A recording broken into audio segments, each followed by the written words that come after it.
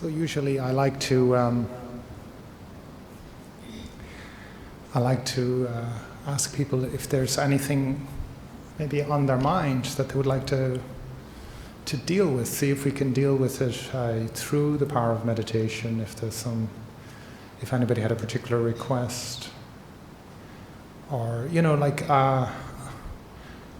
something that that's bothering you, or an itch you'd like to scratch in a good way, might be a helpful starting point for a guided meditation.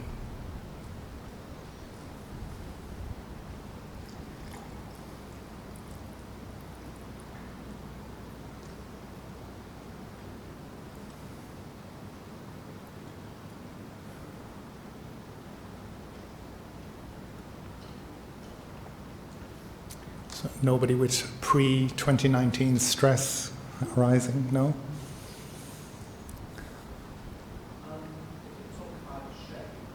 I was talking about it last night.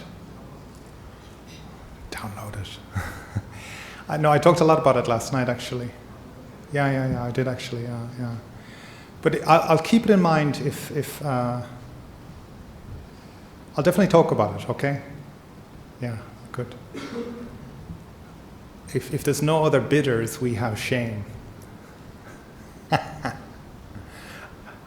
I was hoping to spread around some of the teachings, that's all. I'm fishing here.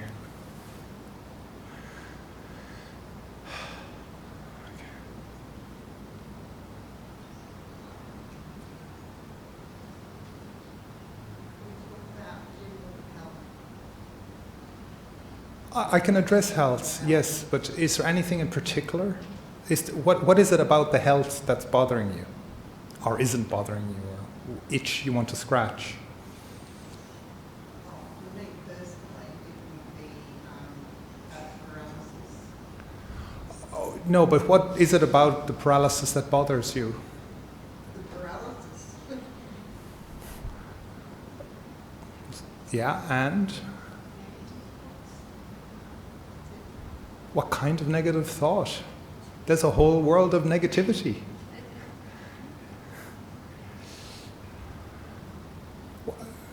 No, please, let me just finish.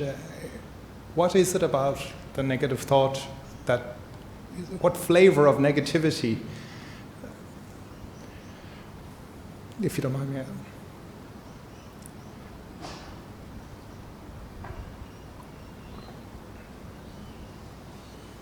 Is it a sense of loss? Is it a sense of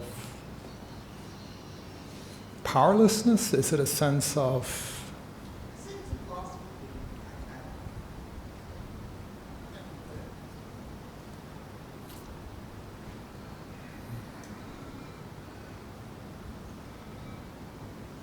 Okay, yeah.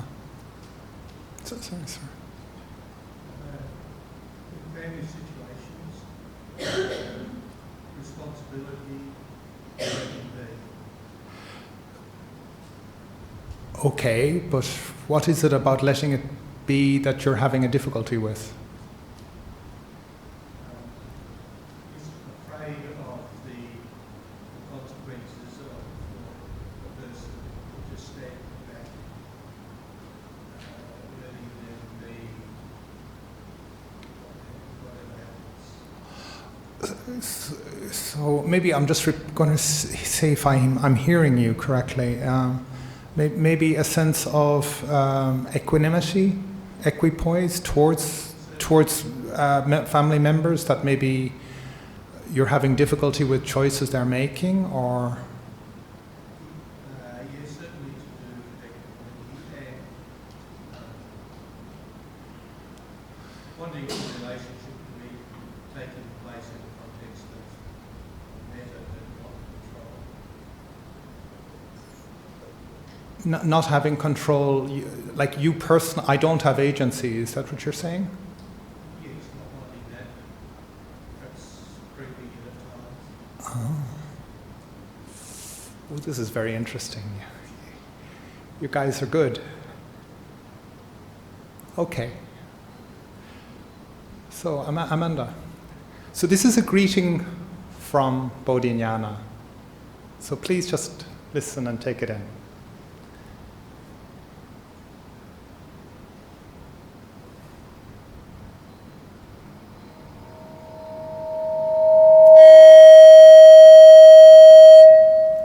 part.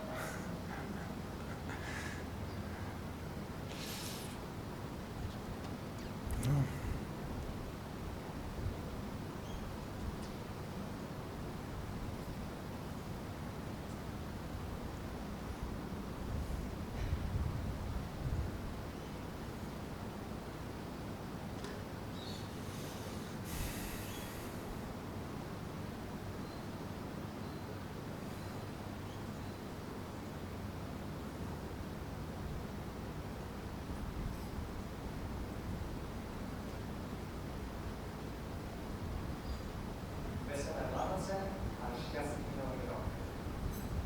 Schöne Weihnachten und guten Rutsch ins neue Jahr. Selamat Natal dan tahun baru. Chúc mừng Tết, chúc mừng Tết, xin thân phải buồn. Chúc mừng năm mới. Hoa hy nhiều hậu xin cha khoai lộc. Gute Ordnung. Frohe Weihnachten und ein schönes neues Jahr wünscht euch. Frohe Weihnachten und ein wundervolles neues Jahr wünscht euch Dhammaloka. आपको नए साल की मुबारक हो और आप Christmas भी का आनंद माने ਤੁਹਾਨੂੰ ਨਵੇਂ ਸਾਲ ਦੀਆਂ ਮੁਬਾਰਕਾਂ ਹੋਣ ਤੇ ਇਹ ਹੌਲੀਡੇ ਸੀਜ਼ਨ खूब आनंद मानो शुभो क्रिसमस and शुभो नववर्ष 祝你新年快乐 Nadolig Lachwen Leduin Nuida โชคดีคริสต์มาสโชคดีปีใหม่ Merry Christmas, Happy New Year, and Happy Hanukkah. Suba Alut Arutak Veva, Sahasuganattalak. Nolikhan August Avlian Free Basharit.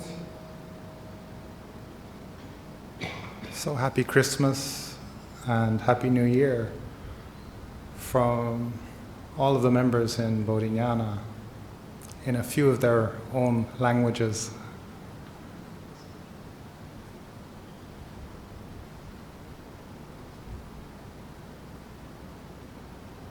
So, having heard some of the input from the Dhamma audience, maybe I'd like you to remember a time that you picked up a young baby. This young baby is crying. Maybe it was one of your own children, or a niece or a nephew or a cousin. Some young tender baby, and the baby is crying rather inconsolably. And the only thing that we can do is to try and rock that little baby in our arms, to try to bring some peace and comfort to that young child. And when we hear the cries of that young baby, that the difficulty, the suffering that that child is in, we really wish that this suffering baby be suffering free. May this suffering child be suffering free. And so it's my job to really just connect with this small baby that's in my arms. And as I cradle this child, I just try to connect. Shh. You'll be all right. I'm here with you now, dear. May you be suffering free. Oh, I don't know what's wrong with you. Let me see. But this baby just needs to know that I'm there for this, for him or for her, and that I hear it. And I cradle that child in my arms. May this suffering child be suffering free. May this suffering baby be suffering free. And as I cradle this child, I feel that it is breathing more deeply. There's greater intervals between the cries. The tears are sobbing a little less. And it's calming down. it's being less disturbed. May this suffering baby be suffering free. And as I cradle this child, I also need to take care of myself, because I too have become a little distressed with the baby that's crying. I feel powerless, I feel weak, that I don't know what's wrong, but I'm just hoping that this cradling is going to help this child. May the suffering baby be suffering free. May the suffering baby be suffering free. May I be suffering free. May this suffering baby be suffering free. And I calm my own heart. I calm the disturbance in my own heart and mind. And as I calm down, the baby calms down. As the baby calms down, I'm calming down. And slowly together we are becoming more calm, more peaceful. We're putting aside this affliction, this suffering.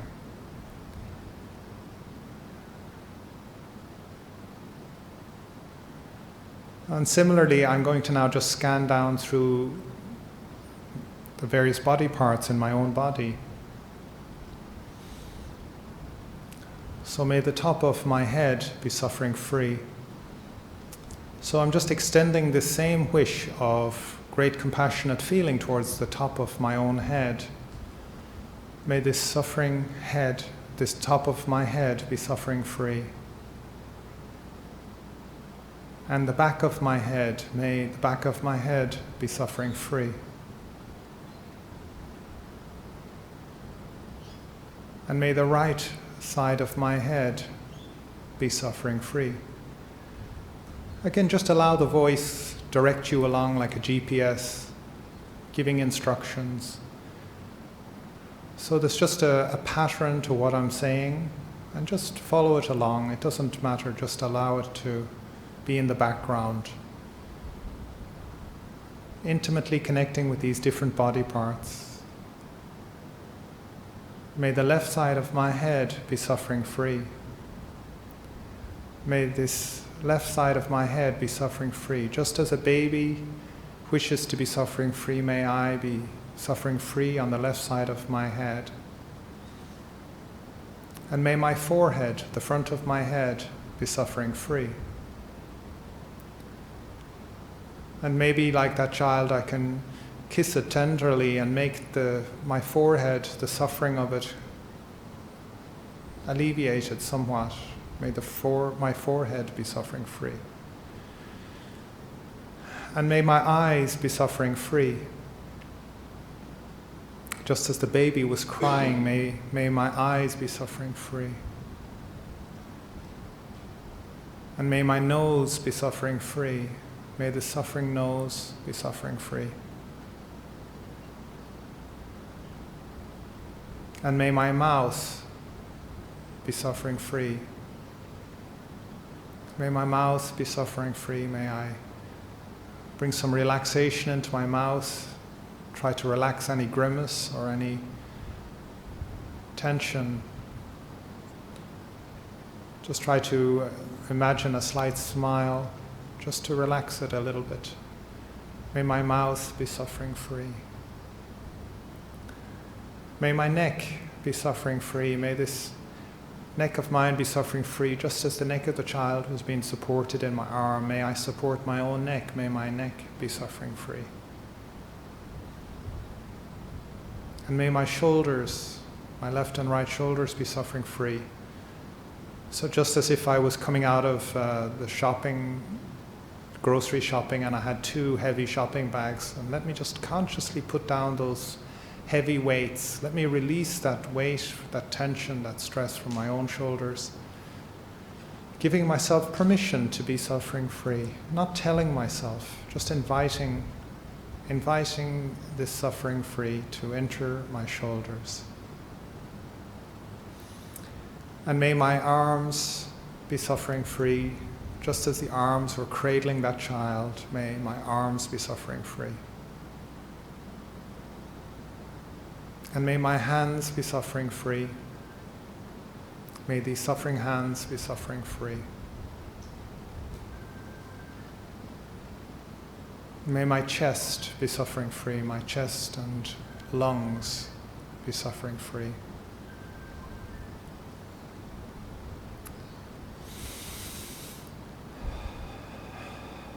Just breathing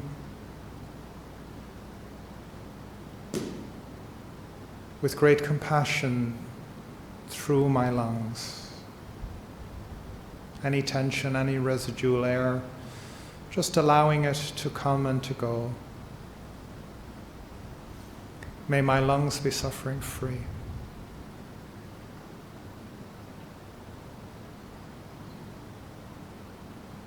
May my heart be suffering free. May this heart of mine be suffering free. So I'm just giving attention to the area. I don't need to visualize or any detailed information. I'm just acknowledging that part of my body. May my stomach and intestines be suffering free.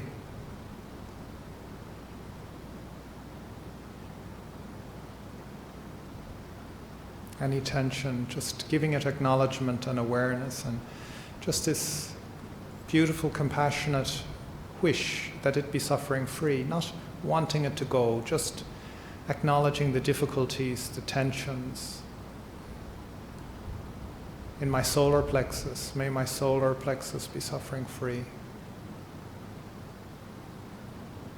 Just bringing that love of a mother to a child, that compassionate feeling, to my solar plexus.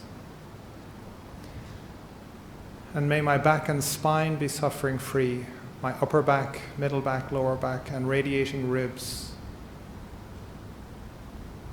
Just as that the spine of the child would be supported by my arm, I support my own back and spine. May my own back and spine be suffering free.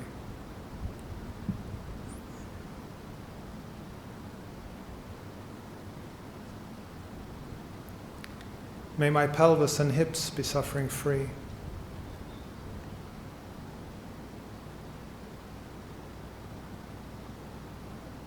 This great support in my life, this pelvis and hips, may they be suffering free.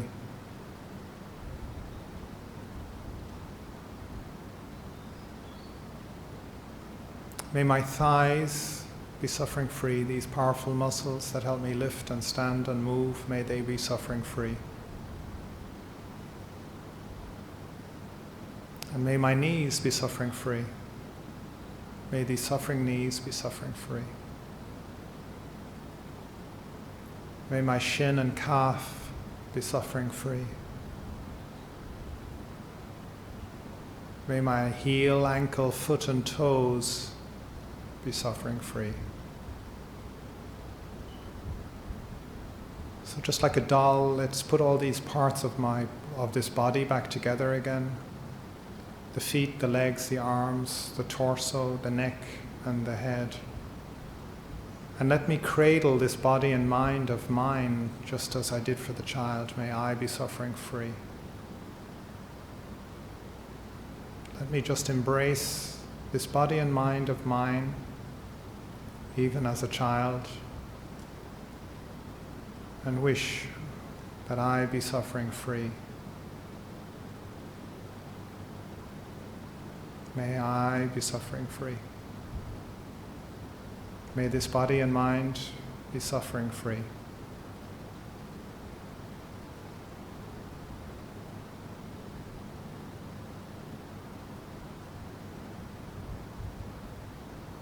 And just as I don't wish to suffer, so I wish that no one else in this room is suffering, or that their suffering be diminished, be reduced. So my attention now is moving outwards, just like a ripple in a pond. Just think of a gentle, like a boy, I would throw stones into a calm, tranquil pool of water and just watch the ripples radiate outwards. Today is a full moon, so you can imagine it's like a silver lake. Beautiful, calm, peaceful, and those ripples spreading outwards, wider and wider, this compassionate feeling radiating from the heart outwards, and just wishing that all beings in this room be suffering free. May everybody in this room be suffering free. And now radiating out wider across the whole city of Perth. May all beings, every living being, whatever living being there may be, whether they are great or small, may they be all suffering free. May every living being be suffering free. And let's just bath the whole continent of Australia in our light of compassionate feeling. May all beings in Australia be suffering free. Spreading it out like that pond, the ripple in the pond, or like light in a dark night going out further and further if the night is still and the lamp is still. And let's spread it out wider around our neighbours, New Zealand and Indonesia. May all beings, all of our neighbours be suffering free. May all of our neighbours be suffering free.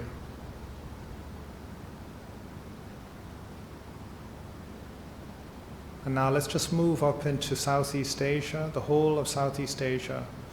Singapore, Malaysia, Thailand, Burma, Laos, Cambodia, Philippines, this whole region, may the whole of Southeast Asia be suffering free. Just a sense of the area, nothing specific, just wishing that every living being be suffering free. And just moving now into the west, following the sun, shining a light of compassion on South Asia, Sri Lanka, India, Bangladesh, Nepal, Pakistan. This whole region, may the whole of South Asia be suffering free.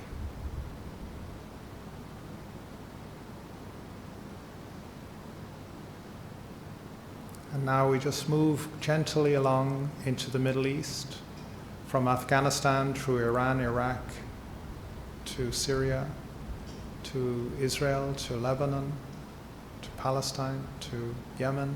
This whole region, may it be suffering free. Jordan, everywhere, this whole region, may it all be suffering free.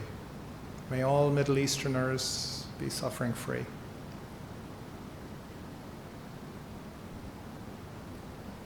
And further into Africa, may Africa be suffering free, from South Africa to Egypt to Morocco. The whole continent of Africa, may it be suffering free. Just the location, the area of Africa, may all beings in Africa be suffering free.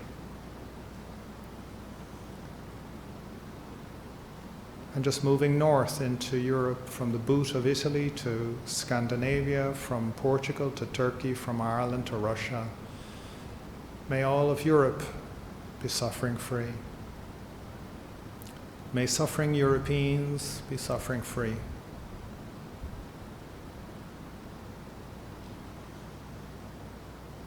And crossing the Atlantic Ocean to the Americas, North America, Central America, South America. May all Americans be suffering free. Whatever living being there may be, may they be suffering free. And finally crossing back to the Far East, to China, to Mongolia, to Tibet, to Vietnam. May all of the Far East be suffering free.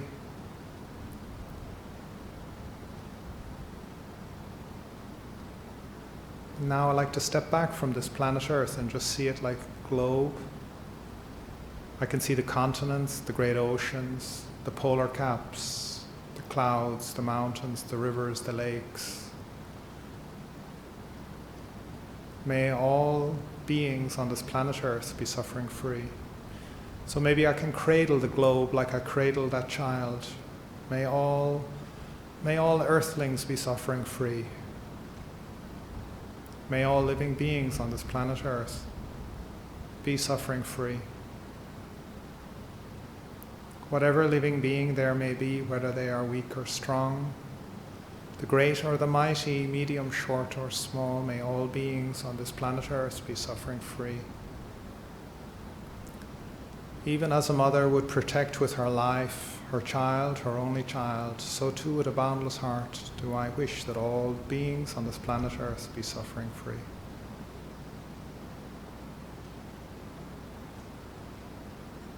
And stepping back now from this planet Earth, let's just go sit where the sun is, in the middle of the solar system. I like to imagine that I'm floating on like a tire or a tube in a swimming pool, somewhere very safe, relaxed, peaceful. Maybe it's an easy chair, somewhere that you feel very safe. And now let me just wish in all directions, north, south, east, west, above and below, in all of these 6 directions, may all beings in all directions be suffering free. Outwards and unbounded, freed from any hatred or ill will, may all beings in all directions be suffering free.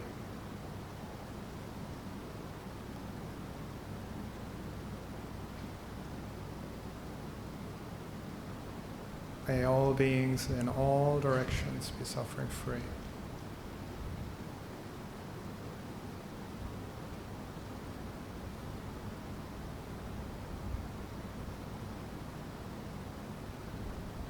May I be suffering free.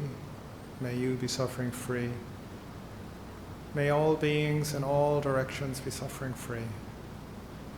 Just radiating outwards, just as the sun is so generously radiating its light,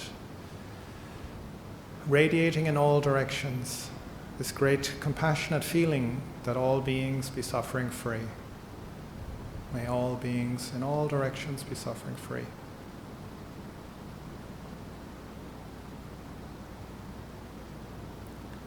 And slowly I just draw my attention to my breath going in and out. As I draw in my breath, I draw in from the whole universe, suffer, and as I exhale, free. This connection between self and the universe and the self, this breath of connection, this interconnectedness, interbeing, inter-are, connection that all beings are suffering, and this great wish that all beings be suffering free. So just using this little mantra, suffer, free, to connect myself to my own breath and all beings and suffering itself. Breathing into the suffering of the world, the suffering nature. Whatever kind of suffering there may be.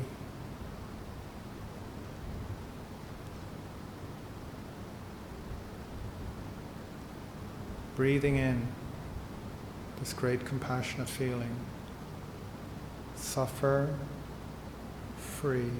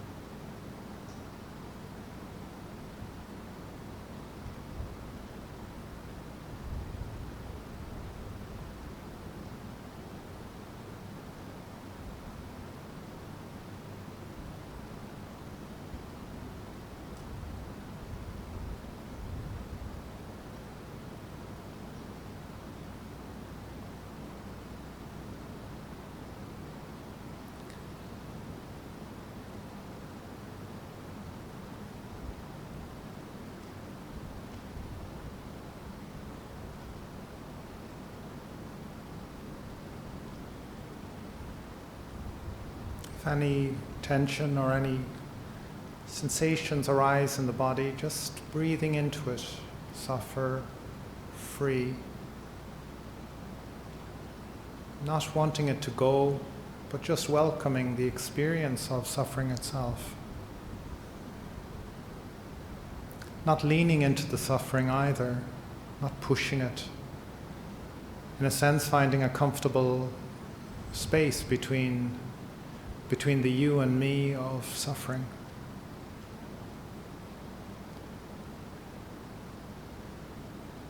Any emotional sensations arising in the body, any thoughts, any difficult thoughts or feelings, just allowing them, giving them the privilege and the space and listening to them, welcoming, not getting into a drama with them, just saying welcome and suffer free and let them go.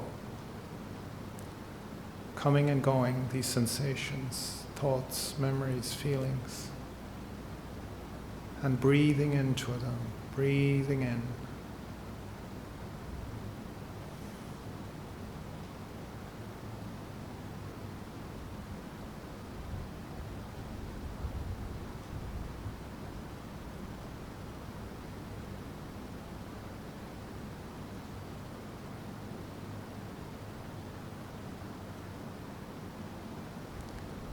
So as I start to come to the end of this formal guided practice, I'd just like to inquire into the nature of my heart. How do I feel in my heart? Do I feel calm or disturbed? Do I feel rough or smooth? Do I feel heavy or light? Does my heart feel malleable or wieldy?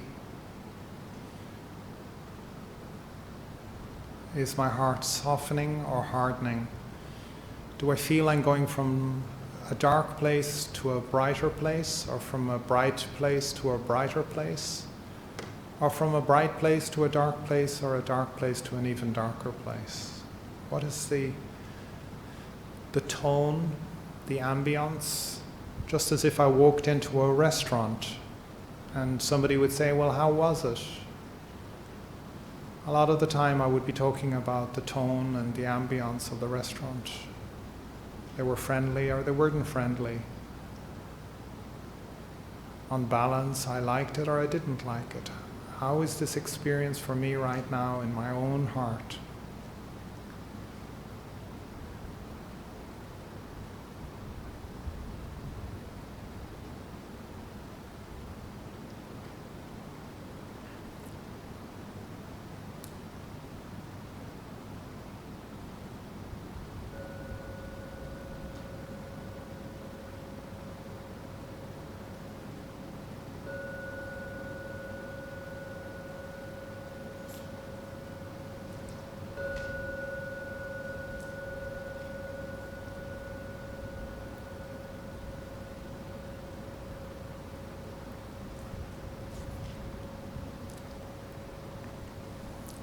So this is a short reflection on karuna, on great compassionate feeling.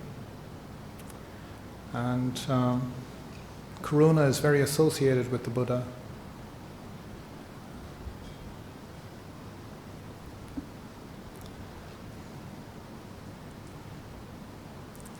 And karuna is, or compassion is, a way of embracing difficulty. Its object, the object of compassion, is suffering itself. It's different from metta, loving kindness, where the object of loving kindness is friendliness. So somebody is friendly to you and you're friendly back. You know, it's kind of I scratch your back, you scratch mine, or this is how friendliness is developed. And compassion is different. It's taking actually difficulty and suffering itself as its own object. So this is quite counterintuitive.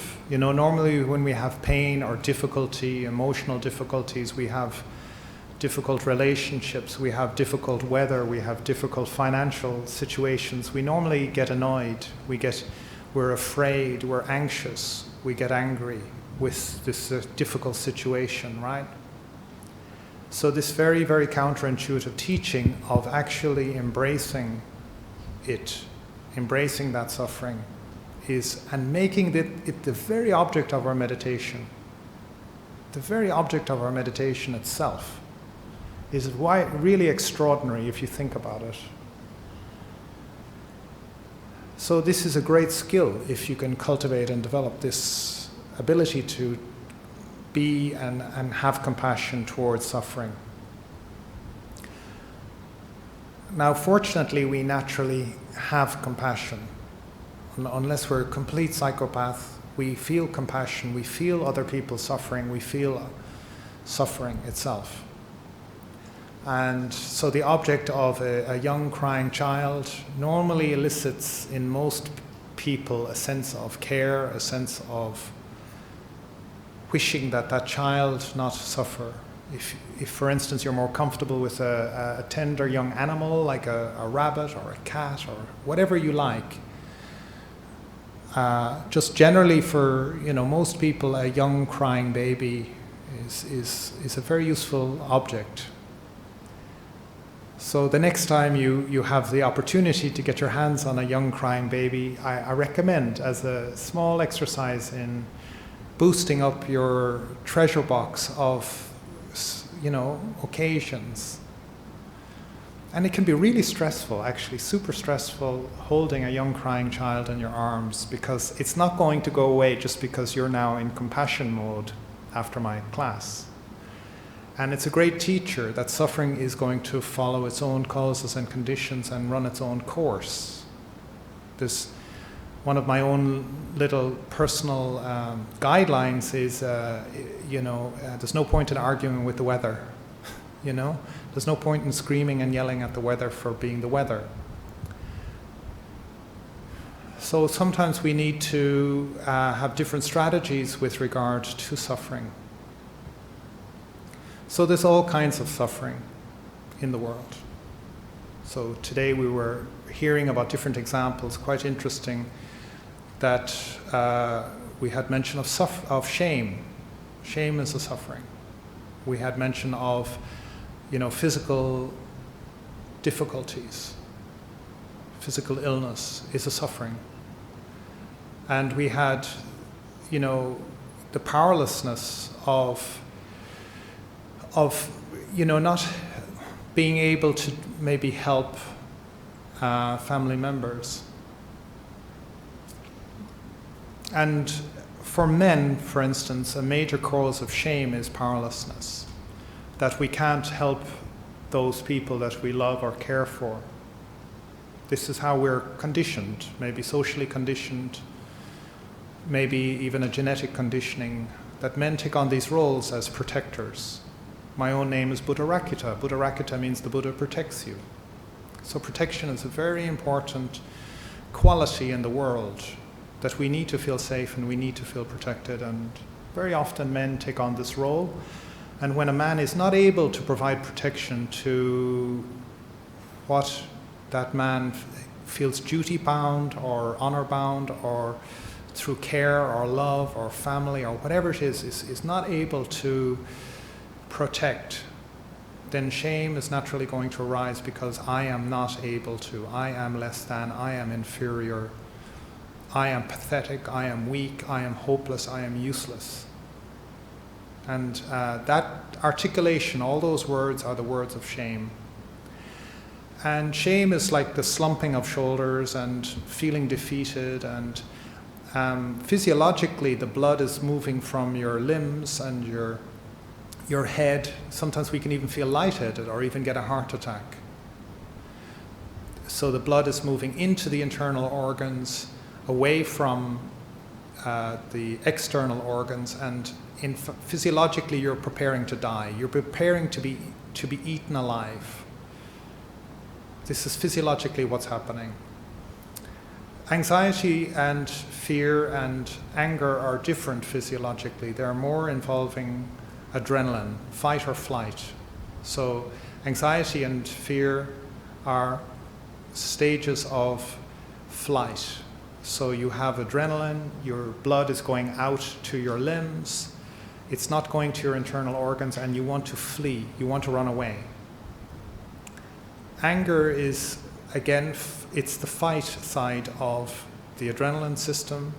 You feel that the threat can be dealt with by basically fighting, and you have a lot of great strength coming into your muscles to fight this great force. So these are the major protective qualities, actually. 3 different kinds of protection: fight, flight, or drop. Anger, fear, shame. So these are dhammas, these are just natures. These are how we're packaged. We're packaged physiologically, psychologically, emotionally, culturally. It's a huge amount of causes and conditions going into these phenomena. They're very, very complex. And they're very primitive, meaning they're very basic to our survival. If we don't have these things, we will not survive. If you're not afraid of, some reckless car driving, you may be killed. If you're not fearful of dangerous people or dangerous animals, you may be eaten. And shame is this aspect of, I don't wish to be seen. I would be disgusted to be known to have, done this wrong activity. I would be socially outcast. And it's very existential for a young child to not have the protection of their family or of their tribe. So shame, these are all very helpful. They help us survive. We exist because of these so-called negative emotions. They are protectors in our life. But we need to learn to manage these things. If I constantly ruminate, when I am afraid, when I have fear, I perceive a threat. Dangerous dog, I feel afraid, natural response.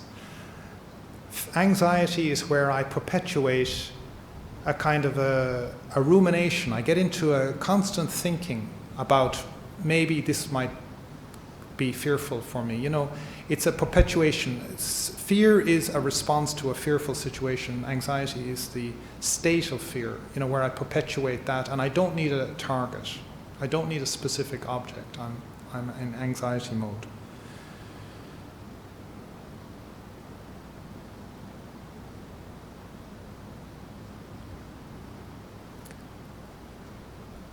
But as we mature as human beings, as we grow as human beings, it's our duty, in a way, or it is a wonderful thing to be able to manage and be informed by these basic emotions, like fear, anxiety, and shame. They inform me. If I'm not afraid of the consequences of a certain illness that I'm having, I might not go to the doctor. I may not show up on time. I might not meet my appointments. It's helping me. But if I'm constantly ruminating that I'm going to die or something like that, then it may be very unhealthy for me. I feel I will become depressed, or I will metastasize into being angry. Because once these energies are formed, once the causes and conditions for them arises for them to exist, they will just change from one form into another.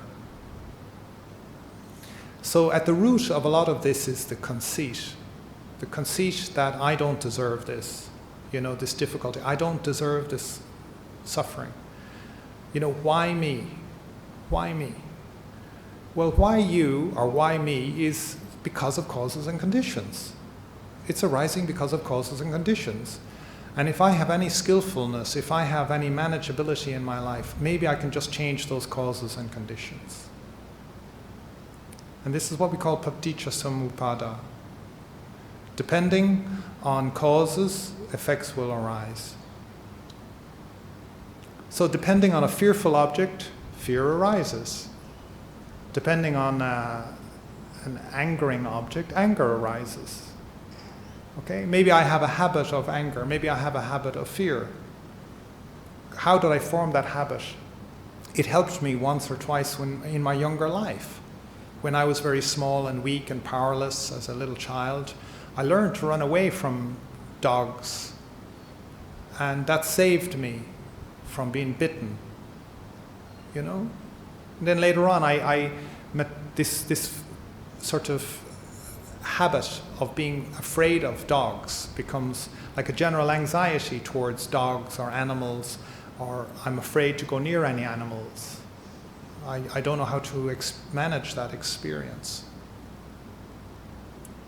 But at some stage, I need to kind of grow up and reparent that little child inside my heart and say, it's okay, we're not that small little boy anymore. We're not that little baby anymore, and I can take care of myself in this difficult situation, which is like that situation when I was a child, except now I'm an adult. Now I have more manageability and control in my life, or I have more tools in the box. Now that doesn't mean I shouldn't be careful around dogs. I shouldn't be careless or reckless. I should bring that adult reflection and what's suitable, what's intelligent, what's, sensible. I should know things as they really are. Yoniso manasikara. That on the one hand I should know, yes, I'm afraid, and two is, what is a sensible thing for me to do? I should bring in wise reflection. What is sensible, what is appropriate, what is useful for me? Okay? But what I find very, very powerful and very, very useful in this compassion meditation is one, I can counteract some of my habituated tendencies. So for instance, if I'm not taking care of myself, if I'm overworking, I'm going too hard, I'm pushing myself, I didn't eat enough, I didn't sleep enough, then I know I'm on an edge. And then my habits are going to take over.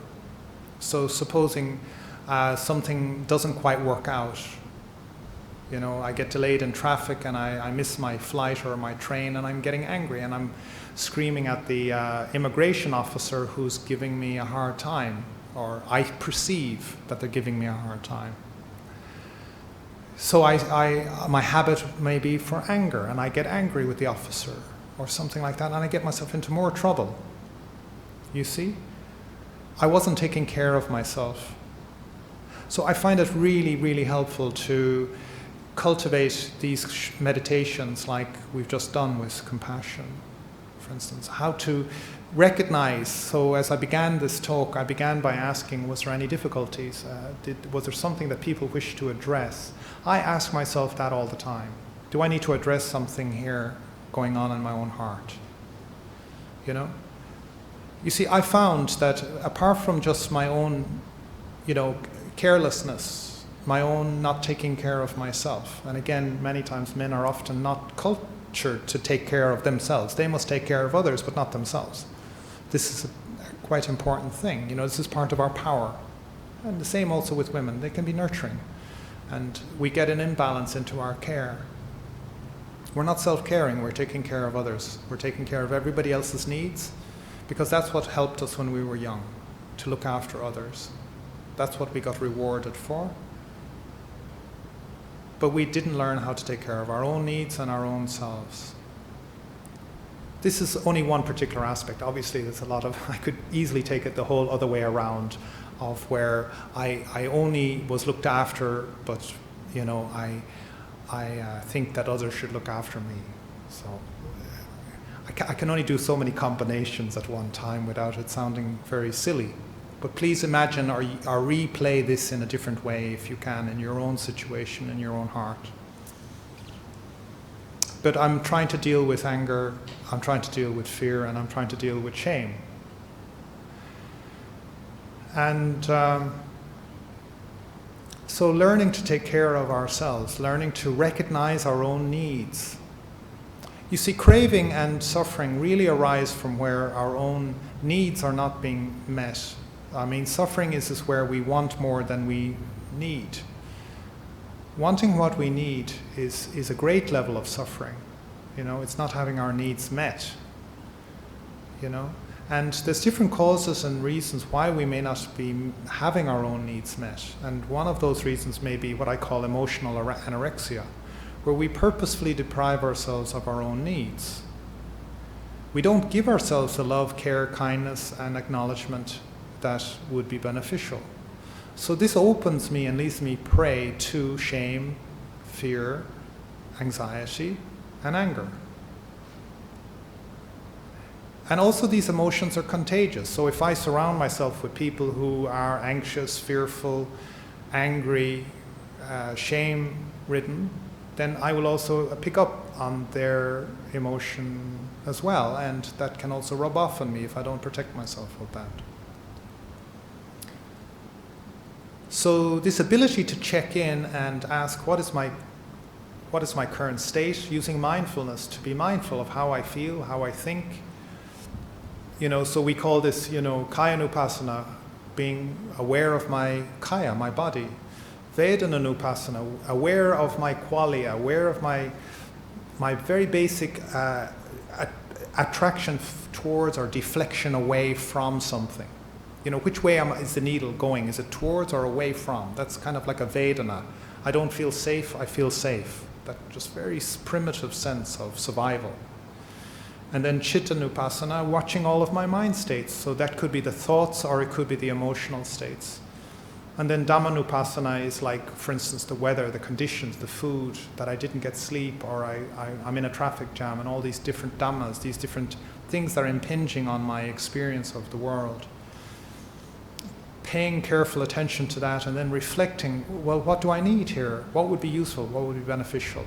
So for instance, at airports, I find them a very anxious place. Everybody's anxious. Let me tell you, everybody's anxious, and it's super, super contagious.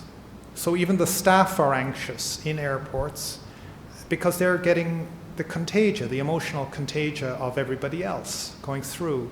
And I was teaching this actually in Melbourne, to somebody who worked in the airports. And he said it was extremely helpful to him because he had found in his career that people were just coming up and screaming at him and yelling at him. And he was just overwhelmed, emotionally being overwhelmed at work.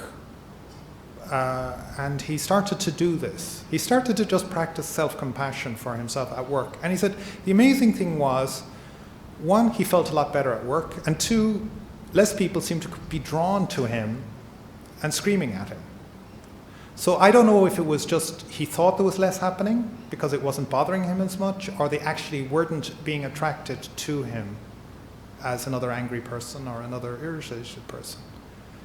So this stuff really works. It's really, really useful.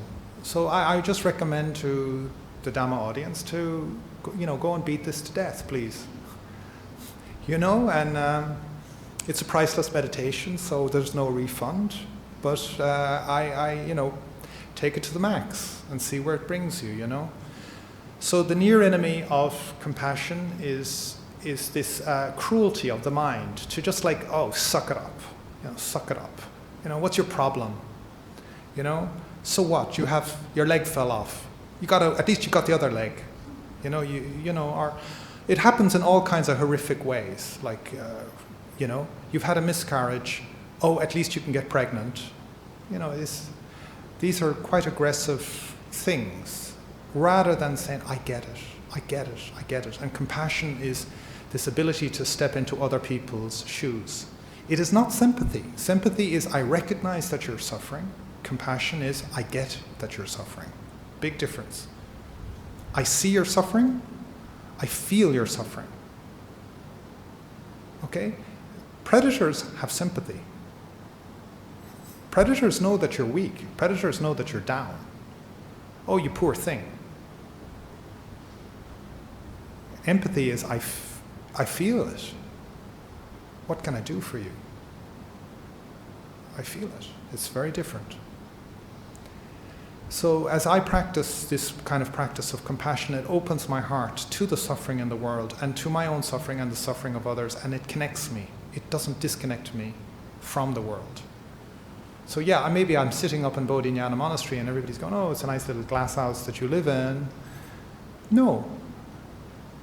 My experience as a monk is that I'm more and more exposed to the suffering of the world. And it's not that I welcome it or I go seeking it out. I don't. But I'm also not numb to it. And numbing is a great disservice to ourselves, to our soul, to our spirituality, whatever you want to call it. Because numbing is aversion. And that's the first enemy of compassion. And then the far enemy of compassion is where I'm bereft. You know, I'm with somebody and they're suffering and I feel overwhelmed and saddened and incredibly grieved and powerless, into this powerless state of like, God, I'm so pathetic. So again, you see, I've tripped into this kind of side of shame. And this is how you train a suicide bomber. You just overwhelm them. You keep on overwhelming them. So people think suicide bombers are some sort of psychopaths. No, they're not. They're often very nice people who have been overwhelmed and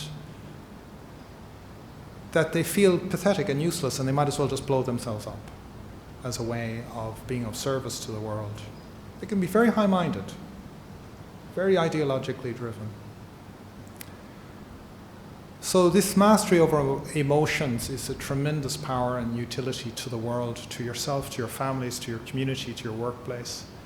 So this stuff is really practical, and just go out and really give it loads. I wish you a happy Christmas, a happy New Year, and a most compassionate new 2019. Sadhu, sadhu, sadhu. So I also hope that this was indirectly answering a question I was given here on how to think about anxiety.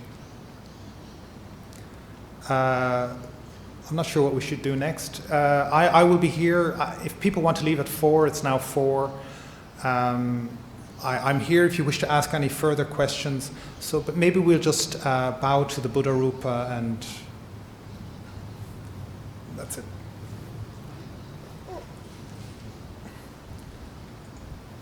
Arahang Samma Sambuddho Bhagava Buddhang Bhagavantang Abhivademi Swakato Bhagavata Dhammo Dhammang Namasami Supatipanno Bhagavato Sāvaka Sangho